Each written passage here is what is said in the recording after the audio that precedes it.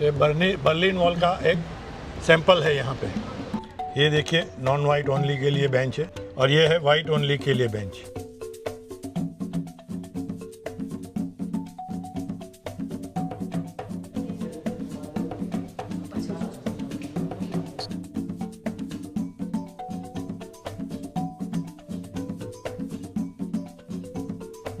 ये देखिए ये पिंक है, उसके बाजू में येलोइश ग्रीन है, बहुत सारी चीज़ें हैं।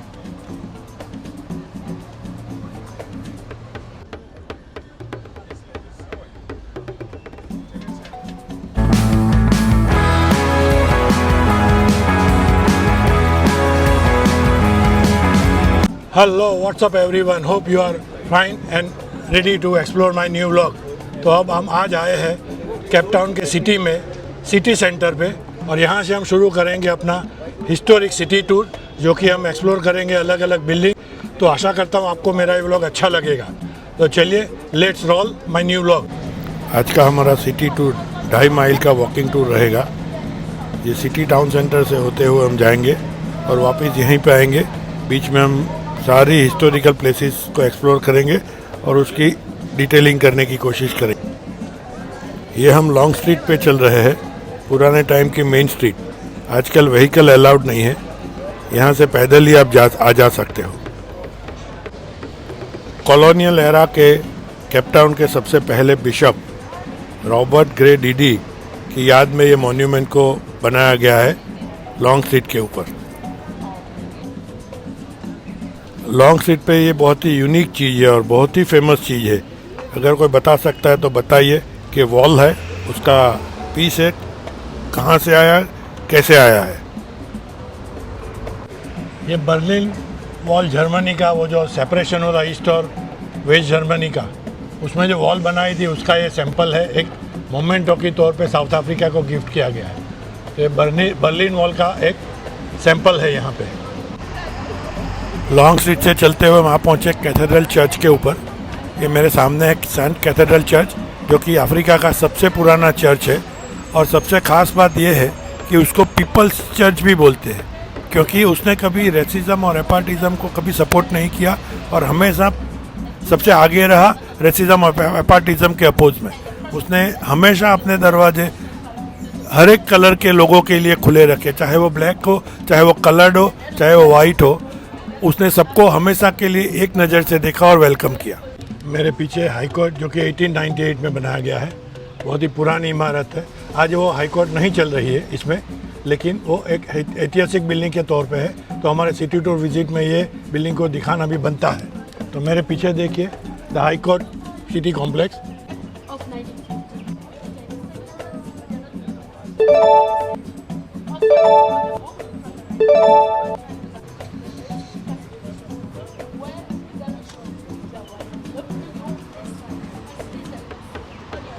यहाँ पे रेसिज्म बहुत पीक पे था। तो मैं आपको एक चीज़ दिखा रहा हूँ, बेंच है, वहाँ बेंच पे भी अलग अलग बेंच रखी गई है वाइट पीपल और नॉन वाइट पीपल के लिए। बहुत ही मतलब कुछ होता है, हम जब ये सुनते हैं कि ऐसा कुछ भी होता था कि इंसान में ऐसा अपार्टेड करता है, लेकिन यहाँ पे अपार्टेड बहुत ही पीक पे था अप टू 1980 तक। 1980 में अपार्टेड लॉ को बंद कर दिया, तब से लेके आज तक नहीं है, लेकिन फिर भी काफ़ी जगह पे उसकी ग्लिम्स आज भी नज़र आ रही है। तो मेमोरी के लिए या तो ऐतिहासिक रखने के लिए 2 बेंच को यहाँ पे रखा गया। ये देखिए नॉन वाइट ओनली के लिए बेंच है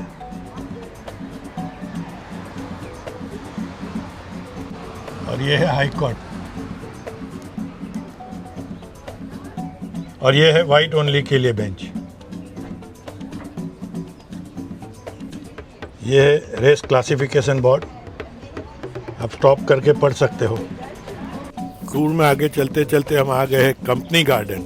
ये भी केप टाउन और साउथ अफ्रीका का ओल्डेस्ट गार्डन है। 16th सेंचुरी से यहाँ पे है बनाया गया और ओरिजिनली यहाँ पे फार्मिंग हुआ करता था फ्रूट्स का और स्पाइसेस का, और यहाँ से एक्सपोर्ट हुआ करता था। और ये है सैफरॉन पियर।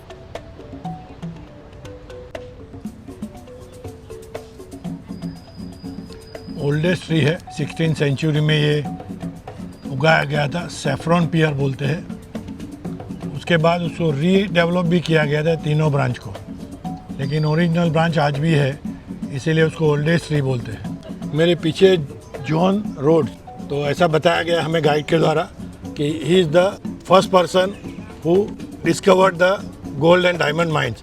एंड आप रोड देख रहे हो तो जिम्बाब्वे का ओरिजिनल नाम रोडेशिया था, तो गाइड ऐसा बता रहा है कि उसके नाम से ही जिम्बाब्वे का नाम रोडेशिया हुआ था और उसने ब्लैक पीपल को स्लेवरी करवाने में बहुत बड़ा रोल प्ले किया था।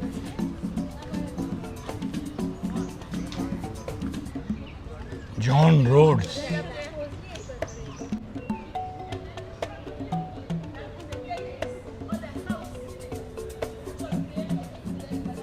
मेरे पीछे है पुराना गवर्नर हाउस। जब ब्रिटिश रूल चलता था तो गवर्नर यहाँ पे रहता था। Now it is a president house. तो यहाँ पे जो बरंडा दिख रहा है मेरे पीछे, तो अपार्टेड के लिए जब लिबरलाइजेशन के लिए जब डिस्कशन हुआ था तो उस टाइम के प्रेसिडेंट और नेल्सन मंडेला जी ने यहाँ पे चाय शेयर की थी या तो कॉफ़ी शेयर की थी, और यहाँ से उन्होंने शुरू किया था कि अपार्टेड को रिमूव किया जाए, उसकी process.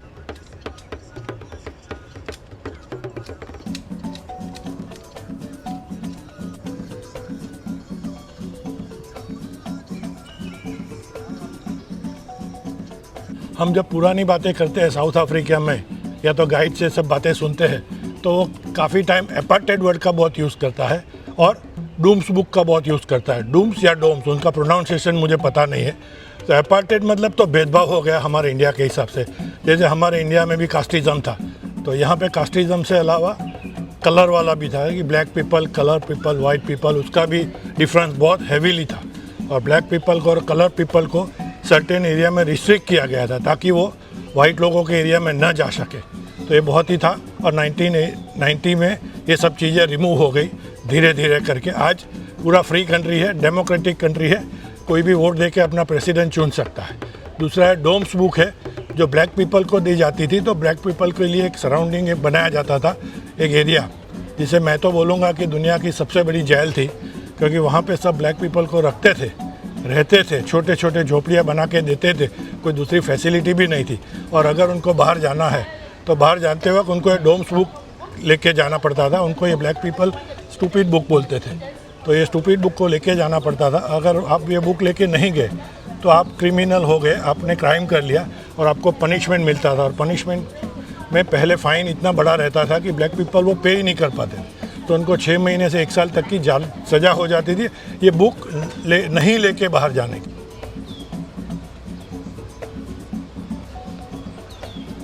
National library of south Africa.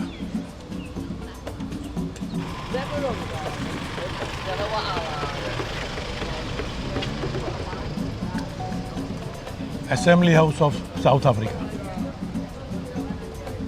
ये मैंने उस तरफ से बताया असेंबली बिल्डिंग, यही वही है। फ्रंट साइड से पार्लियामेंट बिल्डिंग लिखा भी है, लेन स्ट्रीट का पार्लियामेंट बिल्डिंग का बोर्ड भी लगा हुआ है। तो ये है साउथ अफ्रीका का पार्लियामेंट बिल्डिंग। मैं ये स्क्वायर पे खड़ा हूँ। ये स्क्वायर एंशियंट टाइम में, या तो मैं बोल सकता हूँ 19th सेंचुरी के बिगिन तक ये स्लेवरी मार्केट था। यहाँ पे स्लेव ट्रेडिंग होता था, दुनिया भर से स्लेव यहाँ लाए जाते थे, पूरे अफ्रीकन कंटिनेंट से और मे भी एशियन कंटिनेंट से भी। तो यहाँ पे उन लोगों को रखा जाता था। ये जो स्लेव लॉज है, ये पीछे वो स्लेव लॉज है, उसमें उनको रखा जाता था और यहाँ पे उनका ट्रेडिंग होता था। और यहाँ पे जो स्लेव लाए गए थे और ला के बेचा जाता था, उनको अपना खुद का नाम प्रोनाउंस करके या तो नाम आता नहीं था। तो उनको क्या है कि जो शिप का नाम होता था, जिस शिप से उसको लाया गया उसके नाम से और नंबर के साथ बोला जाता था, या तो जो शिप का कैप्टन है उसके नाम से और उसके साथ नंबर जोड़ के उनको बुलाया जाता। तो ये है जो वो स्क्वायर जहाँ पे स्लेवरी पिक पे थी, स्लेव्स को बेचा जाता था। और ये सामने है स्लेव लॉज, जिसमें स्लेव को रखा जाता था बेचने से पहले। और आज यहाँ पे एक म्यूज़ियम है, स्लेव म्यूज़ियम। कैसा होता होगा वो टाइम जब दुनिया भर से लोगों को स्लेव बना के यहाँ पे लेके आते थे और यहाँ पे बेचते होंगे। मेरे पीछे है डेस्मंड टुटू एंड ले टुटू हाउस, म्यूज़ियम में कन्वर्ट कर दिया।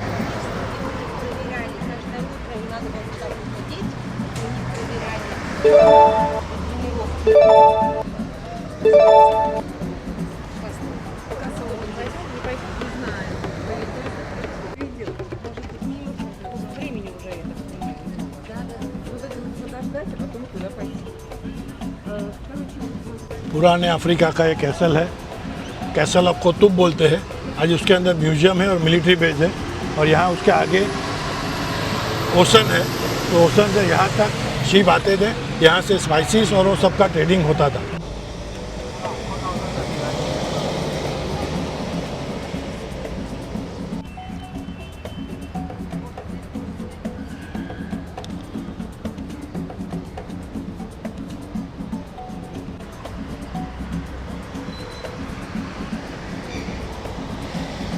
ये मेरे पीछे है वो सिटी हॉल है।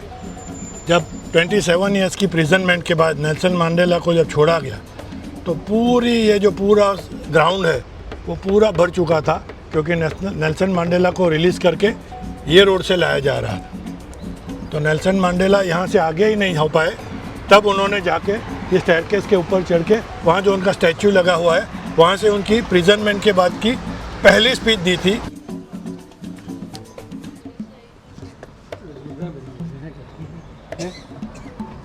रिसाइकल आर्टिस्ट के म्यूजियम में जा रहे हैं। सब कुछ रिसाइकल से बनाया गया है, जैसे टीन हो या वुड हो। जैसे पूरा ये जो एरिया आपको दिख रहा है वो जो कॉर्डन किया हुआ का, जो मैं बोल रहा हूँ सबसे बड़ी जेल है दुनिया की, जो अपार्टीड के टाइम थे, मतलब भेदभाव के टाइम थे, तो वो है।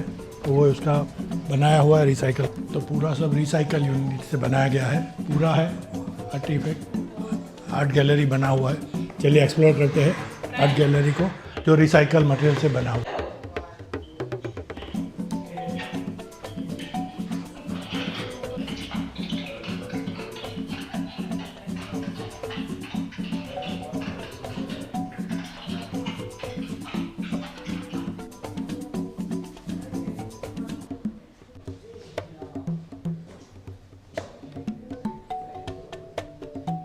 ये स्टोन वर्क है, ये मेटल वायर वर्क है, मेटल वायर से बनाया हुआ है।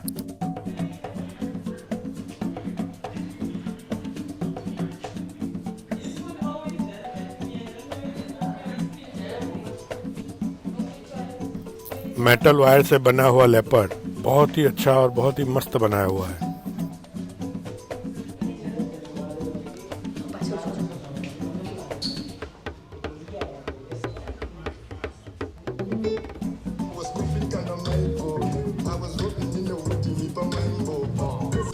ओके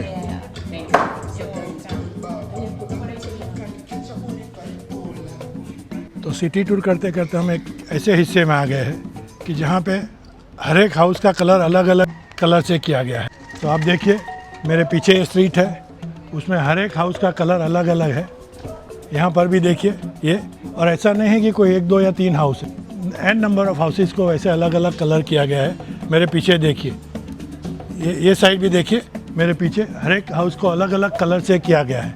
उसको बोलते हैं बोकाप। एक नहीं 2 नहीं, लेकिन पूरा एरिया ऐसे अलग अलग कलर के डिफरेंट हाउसेस है। या तो आप बोल सकते हो हर एक हाउस को अलग अलग कलर से किया गया है। अब देखिए मेरे पीछे पूरी स्ट्रीट है, वहाँ तक वो पूरी स्ट्रीट अलग अलग कलर की है। ये देखिए ये पिंक है, उसके बाजू में येलोइश ग्रीन है, उसके बाजू में डार्क ग्रीन है, उसके बाजू में लाइट ब्लू है, उसके अगेन पिंक है, उसके बाद में ग्रीन हाउस है। बोकाप मतलब अबव द कैप, मतलब केप टाउन जो ओरिजिनल सिटी था वो जो हम टाउन सेंटर और वो सब उसके इर्द गिर्द में हम जब वॉकिंग टूर किए उतना ही था। और ये जो एरिया था वो हिल पे था। तो जो इंडोनेशिया, मलेशिया और अदर पार्ट से जो स्लेव लाए गए थे उनको 17वीं सेंचुरी में जैसे जैसे आज़ादी मिलती गई वो ये हिली एरिया में अपना बसेरा बनाते गए, और आज़ादी की खुशी में उन्होंने अपने घर को अलग अलग कलर से करना चालू कर दिया। लेटर ऑन जब एपार्टेड आया तो एपार्टेड में इनको यहाँ से भगाया गया, लेकिन उनके एंसेंडर्स ने फाइट किया और फाइट करके वापस एरिया को रिगेन किया। तो दोबारा उनको ऐसा महसूस हुआ कि हम आज़ाद हुए हैं, तो उन्होंने वापस से अलग अलग घर को अलग अलग कलर से करना चालू किया और अपनी इंडिपेंडेंस को एक्सप्रेस किया। तो ये जो फीलिंग्स है वो बहुत ही यूनिक है। और ये एरिया में मेजॉरिटी मलेशिया और इंडोनेशियन मुस्लिम्स रहते हैं। तो यहाँ पे 17वीं सेंचुरी में एक मॉस्क भी बनाई गई।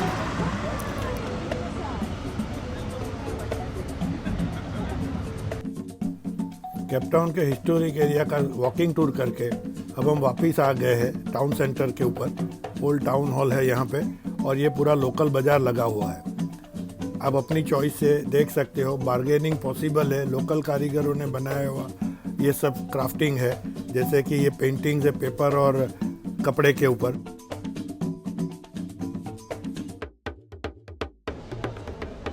म्यूजिकल इंस्ट्रूमेंट,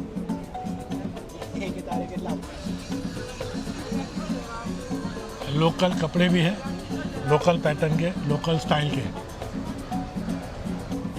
बहुत सारी चीज़ें हैं।